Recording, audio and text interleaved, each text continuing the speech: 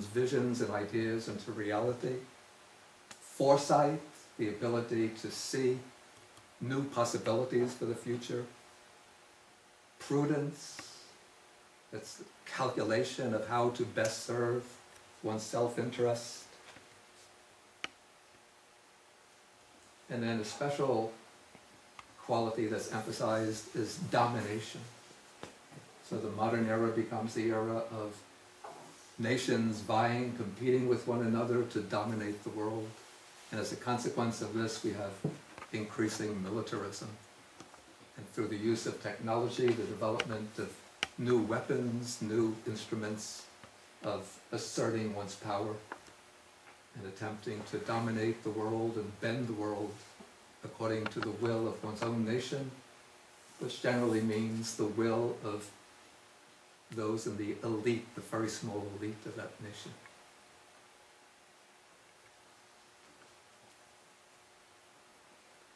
Okay, now that is the modern stage of cultural development. And now the third stage is what I call the postmodern stage. And for this stage, we have no, to my knowledge, no society which yet fully exemplifies the particular modalities of this stage. But we could see certain cultural developments which are distinctive of an emerging, a nascent, and growing postmodern consciousness.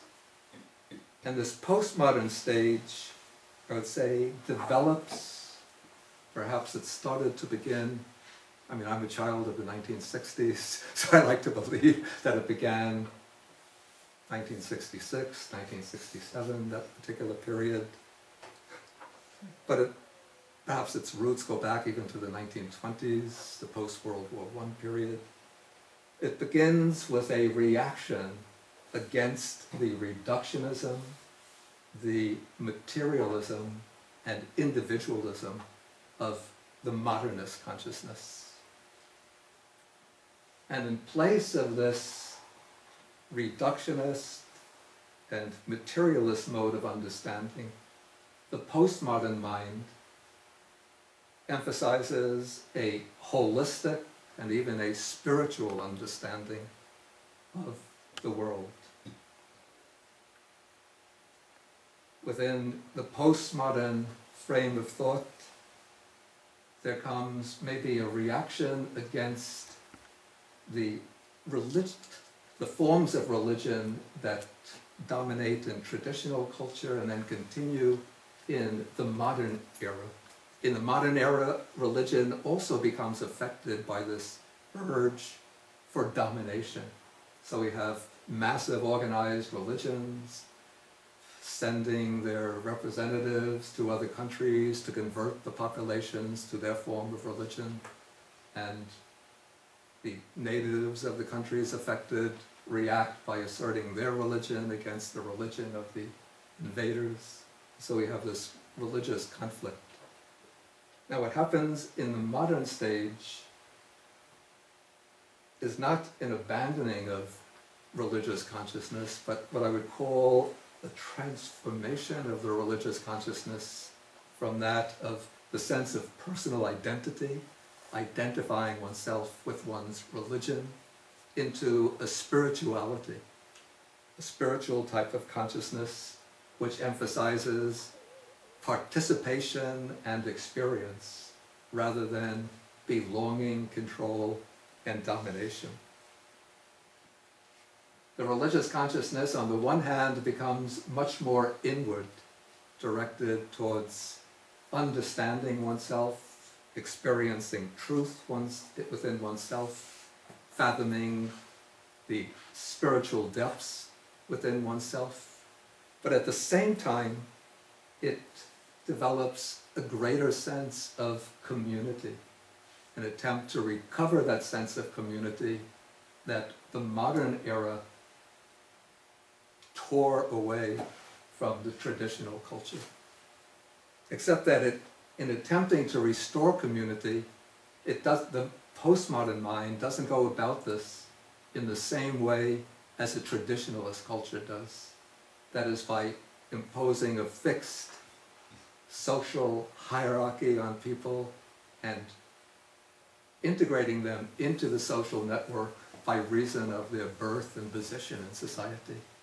But along with this search for community, there comes the recognition that individuals have the freedom, the license to search out and to find that particular mode of community with which they feel most comfortable, most congenial. So within the postmodern culture, the emphasis changes from individuality to community, and also the way people relate to one another changes from that of domination and submission to what I call mutuality, mutual respect, mutual concern, mutual consideration. The postmodern mind emphasizes connectedness, interconnectedness, that meaning and value is not something that exists purely objectively out in the world, a given in the world, as the traditional mind believes. And yet meaning and value is not something simply subjectively projected onto the world, as the modernist thinkers believe. But meaning and value arise through, you can say, interconnected modes of understanding between persons that constitute communities, and perhaps between persons in community and broader dimensions of reality that exceed the purely human, purely subjective.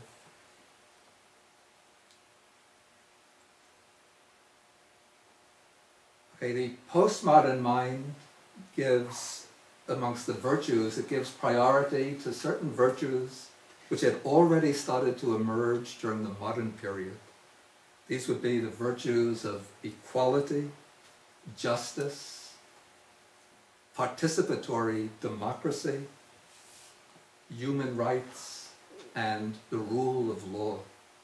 Law is applicable to all human beings without distinctions based on their position, their wealth, their status. But now the postmodern mind takes these virtues maybe a step further by emphasizing not simply mutuality, not simply equality and justice, but even more cooperation, empathy with others, compassion, sharing, and respect for all. Respect for everyone and the recognition that everyone